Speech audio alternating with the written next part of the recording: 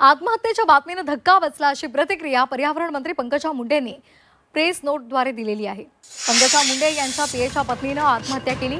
या प्रकरणात पोलिसांनी योग्य तपास करावा असं पंकजा मुंडेंनी म्हटलंय। कुणाच्या अति वैयक्तिक जीवनामध्ये काय चालू असतं हे अनाकलनीय आहे। अचानक धक्कादायक अशी ही घटना घडली असल्यामुळे आपल्याला सुद्धा अस्वस्थ वाटतंय असं पंकजा मुंडे म्हणाले।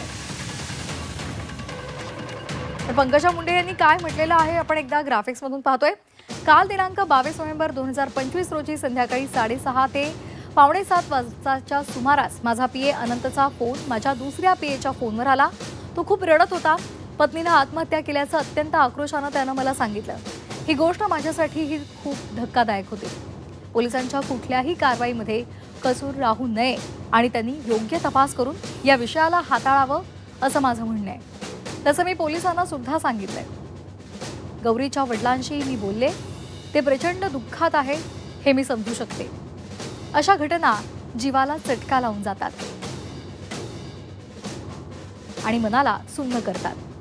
कुणाच्या अति वैयक्तिक जीवनामध्ये काय चालू असतं हे अनाकलनीय आहे। अचानक धक्कादायक अशी ही बातमी घडली, घटना घडली आणि त्यामुळे मलाही अस्वस्थ वाटतंय असं पंकजा मुंडेंनी म्हटलंय।